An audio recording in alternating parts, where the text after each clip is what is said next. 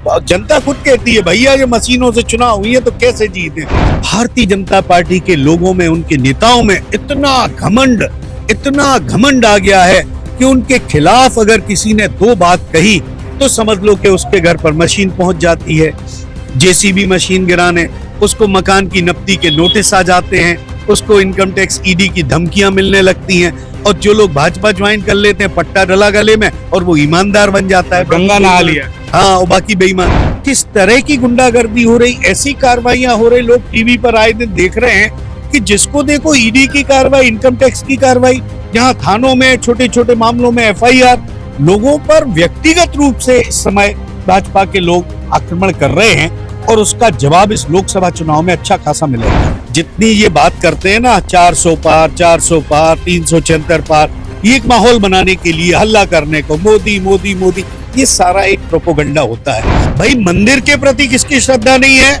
हर आदमी की श्रद्धा है, सारे धर्मों के प्रति है, लेकिन उनसे छेड़छाड़ तो मत करो। आप उनसे छेड़छाड़ करके आप बांटना चाहते हो समुदाय को, ये इस देश में सबसे गलत काम हो रहा है। डायरेक्टली आप मुद्दे की बात होना चाहिए रोजगार, मुद्दे की बात होना चाहिए डेवलपमेंट, महिलाओं का विकास, किसानों का। अगर किसानों का देखे जाए तो निश्चित रूप से डे बाय डे हमारी क्रॉप जो है वो कम हो रही है। बात करते थे ये लोग कि हम किसानों को लखपति बनाएंगे, वो किसान तो बहुत कमजोर हो रहा है, अपनी जमीनें बेच रहा है। नमस्कार, मैं हूं आपके साथ में भूपेंद्र सिंह और आप रिपब्लिक सागर मीडिया के साथ में हैं। इस वक्त हमारे साथ में मौजूद हैं कांग्रेस के वरिष्ठ नेता और देवरी विधानसभा क्षेत्र से पूर्व विधायक सुनील जैन जी। सर, बहुत बहुत स्वागत है सबसे पहले आपका हमारे इस चैनल में। अब सागर लोकसभा क्षेत्र से अब कांग्रेस का प्रदर्शन क्या रहेगा? कांग्रेस ने गुड्डू राजा बुंदेला जी को यहाँ से प्रत्याशी बनाया है। लोगों के अंदर इतना आक्रोश है कि दिल्ली से लेके स्टेट लेवल पर और बिल्कुल तहसील लेवल पर किस तरह की गुंडागर्दी हो रही, ऐसी कार्रवाइयां हो रही, लोग टीवी पर आए दिन देख रहे हैं कि जिसको देखो ईडी की कार्रवाई, इनकम टैक्स की कार्रवाई, जहां थानों में छोटे छोटे मामलों में एफआईआर, लोगों पर व्यक्तिगत रूप से इस समय भाजपा के लोग आक्रमण कर रहे हैं और उसका जवाब इस लोकसभा चुनाव में अच्छा खासा मिलेगा। भारतीय जनता पार्टी ने नारा लगाया कि इस बार की लोकसभा चुनाव में 400 सीटें पार करेगी और उसी के मद्देनजर मध्य प्रदेश की तमाम 29 लोकसभा सीटों पर सत्ता काबिज करना चाहती है।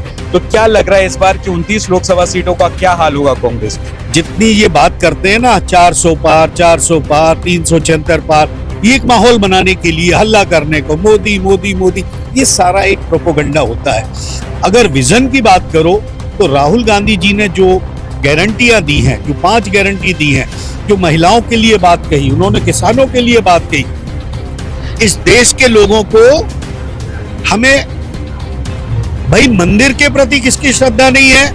हर आदमी की श्रद्धा है, सारे धर्मों के प्रति है, लेकिन उनसे छेड़छाड़ तो मत करो। आप उनसे छेड़छाड़ करके आप बांटना चाहते हो समुदाय को, ये इस देश में सबसे गलत काम हो रहा है। डायरेक्टली आप कहना चाहते हैं कि राम मंदिर का मुद्दा राजनीति मतलब लेकर आ रही है? नहीं, वो उनका तो इशू ये रहा है 20 साल से, अडवाणी जी से लेके लगातार उन्होंने हर बार लेके आते रहिए, हर बार लेते रहे। अब तो ये खत्म है और जनता भी अगर समझदार है तो इन मुद्दों को रखना चाहिए एक साइड। मुद्दे की बात होना चाहिए रोजगार, मुद्दे की बात होना चाहिए डेवलपमेंट, महिलाओं का विकास, किसानों का। अगर किसानों का देखे जाए तो निश्चित रूप से डे बाय डे हमारी क्रॉप जो है वो कम हो रही है। हमारा जो निर्यात होता था गेहूं और दूसरी अन्य हमारी फसलें, आप देखें उन सब का कितना कम हो गया है। हमारा चीनी का मामला हो, हमारे गेहूं का मामला हो, बहुत सारी क्रॉप, हमारी सब्जियां कहाँ नहीं जाती थी, उन सब का देखो आप कितनी तेजी से डाउनफॉल हो रहा, और किसान, उसको लागत नहीं मिल रही। बात करते थे ये लोग कि हम किसानों को लखपति बनाएंगे, वो किसान तो बहुत कमजोर हो रहा है, अपनी जमीनें बेच रहा है।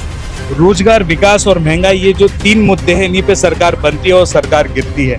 तो इन तीनों पर रोड मैप क्या है कांग्रेस का है। राहुल गांधी जी ने ईस्ट से वेस्ट और नॉर्थ से साउथ जो उन्होंने यात्रा की है, उन्होंने इस बात को बहुत अनुभव लिया है और मुझे लग रहा है राहुल गांधी का एक बहुत अच्छा विजन है, खासतौर से युवाओं के लिए। युवाओं को किस तरह उन्हें एक नई दिशा दी जाए, नए उद्योगों की तरफ लगाया जाए, वो नए उद्योग कैसे लगाए जाए, रोजगारोन्मुखी होना चाहिए। आजकल उद्योग रोजगारोन्मुखी नहीं हो रहा है, इसी से हमारी बेरोजगारी बढ़ रही। तो बेरोजगार जो हमारे युवा घूम रहे हैं, उनके लिए हम कैसे रोजगार दें, ये जब तक नहीं निपटेगा तब तक ये देश आगे नहीं बढ़। मध्य प्रदेश से राहुल गांधी जी की भारत जोड़ो न्याय यात्रा होकर निकली है यहाँ से, तो आपको लग रहा है कि भारत जोड़ो न्याय यात्रा का फर्क यहाँ पर दिखेगा मध्य प्रदेश में? बिल्कुल मिलेगा। निश्चय पहले भी निकली थी, तब भी था और इस बार भी मुझे लग रहा है। आप क्या समझ रहे हैं, लोगों के गले नहीं उतर पा रही कि लोगों को लग रहा था विधानसभा चुनाव में क्या माहौल था कांग्रेस का। देश की सारी इंटेलिजेंस बोल रही थी कि माहौल कुछ और है, सरकार बननी है कांग्रेस की, ये जीतने वाले लोग 40,000 से हार गए। लोगों को आश्चर्य हो रहा है ये किस तरह का खेल भाजपा ने कर लिया। मतलब कहीं ना कहीं ईवीएम पे भी उंगलियां लोगों की उठी हैं। जनता खुद कहती है भैया ये मशीनों से चुनाव हुई है तो कैसे जीते। लेकिन इसके बाद अब चूंकि हो रहा है, अभी कोर्ट में मामला है, अगर इसका डिसीजन होता है आगे पीछे तो बहुत अच्छा है, लेकिन नहीं होता है तो हम इसको छोड़ नहीं सकते। हमें तो लड़ना पड़ेगा, फाइट करना पड़ेगी और जनता के बीच जाना पड़ेगा। ये इलेक्ट्रल वोटिंग मशीन ईवीएम की विश्वसनीयता पर उठता सवाल कई बार मीडिया में आया है, विपक्ष ने उठाया, जनता ने भी इस बात को बार बार उठाया। तो आपको लगता है कि अगर विश्वसनीयता पर सवाल उठ रहा है ईवीएम की तो उससे वोटिंग होना बंद होना चाहिए? बिल्कुल होना चाहिए। अगर जनता ने क्वेश्चन मार्क लगाया है तो क्यों नहीं हम बैलेट पेपर से कराते। आपको पता है दुनिया में कहां कहां वो मशीनें लेके आई ईवीएम और उन्होंने वापस बैलेट पेपर से करा दिया। लेकिन आज हम अपने उस ईवीएम को पकड़ के रह गए, क्योंकि कहीं ना कहीं उसमें कुछ ना कुछ मैनिपुलेशन तो कहने का मतलब है चुनाव पारदर्शी होने के साथ पारदर्शी दिखना भी चाहिए। एक बार ये निर्णय हो जाए कि हमारा बैलेट पेपर से भी और ईवीएम दोनों से करा डालो, आप देखो फिर क्या माहौल बनता है इस देश में। इस चैनल के माध्यम से जनता को कोई संदेश देना चाहिए? हम जनता से यही अपील करना चाहते हैं आपके चैनल के माध्यम से कि इस चुनाव में चूंकि लगातार भारतीय जनता पार्टी के लोगों में, उनके नेताओं में इतना घमंड आ गया है कि उनके खिलाफ अगर किसी ने दो बात कही तो समझ लो कि उसके घर पर मशीन पहुंच जाती है, जेसीबी मशीन गिराने, उसको मकान की नफ्ती के नोटिस आ जाते हैं, उसको इनकम टैक्स ईडी की धमकियां मिलने लगती हैं। और जो लोग भाजपा ज्वाइन कर लेते हैं पट्टा डला गले में और वो ईमानदार बन जाता है, गंगा नहा लिया। हाँ, और बाकी बेईमान। तो जनता इस बार सबक सिखाए भारतीय जनता पार्टी को और कांग्रेस की सरकार बनाए, यही मैं। बहुत बहुत धन्यवाद सर चैनल के साथ में जुड़ने के लिए। आप पूरे देश में लोकसभा चुनाव चल रहा है, यहाँ पर 7 मई को मतदान है। आप देखते हैं कि यहाँ की जनता किस प्रतिनिधि को चुनेगी, ये तो 4 जून का चुनावी परिणाम ही बताएगा। फिलहाल इस एपिसोड में इतना ही। मैं भूपेंद्र सिंह रिपब्लिक सागर मीडिया की ओर से आप सभी से विदा लेता हूँ। जय हिंद, जय भारत। रिपब्लिक सागर मीडिया को सब्सक्राइब अवश्य करें और आप हमारी आने वाली सभी वीडियो को देखना चाहते हैं तो आपको उसके लिए घंटी जरूर दबानी पड़ेगी, ताकि आपको सभी वीडियो की नोटिफिकेशन समय समय पर मिलती रहे। रिपब्लिक सागर मीडिया पर जो भी वीडियो आएगा वह सच की कसौटी पर कसकर ही आएगा।